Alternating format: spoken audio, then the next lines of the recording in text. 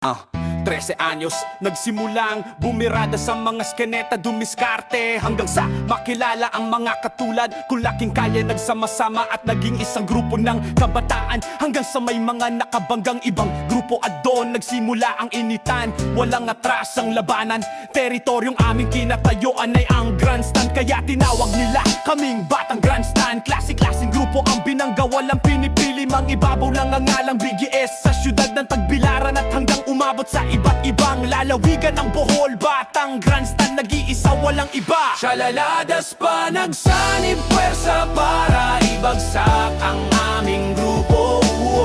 Malakas malupit ang daspa, shalala, pero di pa rin umubra. May mga grupo ding tinatawag na Batang ECM, Adoms, Apache, Tres Cantos at Stupid. May kanya-kanya rin silang lakas na taglay, samahang matibay. Ako'y saludo sa inyo.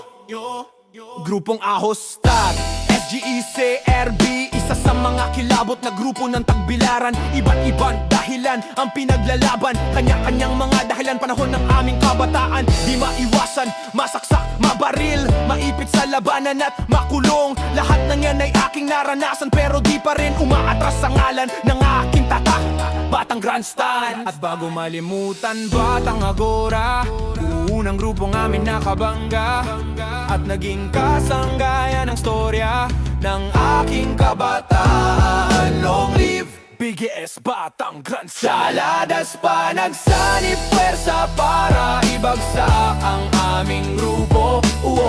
Malakas malupit ang daspa, shalala, pero di pa rin umubra. May mga grupo ding tinatawag na Batang ECM, Adoms, Apache, Tres Cantos at Stupid. May kanya-kanya rin silang lakas na taglay, samahang matibay. Ako'y saludo sa inyo. Grupong Ahos, Tag, SGEC, RB, isa sa mga kilabot grupo ng Tagbilaran. Iba dahilan ang pinaglalaban, kanya-kanyang mga dahilan, panahon ng aming kabataan. Di maiwasan, masak, mabaril, maripit sa labanan at makulong. Lahat ng yan ay aking naranasan, pero di pa rin umaatras ang ngalan ng aking tatak, Batang Grandstand. Shalaladas pa nagsanib pwersa para ibagsak ang aming grupo. Malakas malupit ang daspa, shalala, pero di pa rin umubra. Di maiwasan, masaksak, mabaril, maipit sa labanan at makulong. Lahat ng yan ay aking naranasan, pero di pa rin umaatras sa ngalan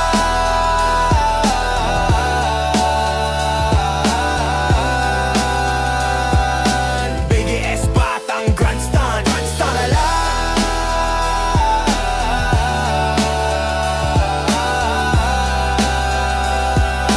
BGS, Batang Grandstand.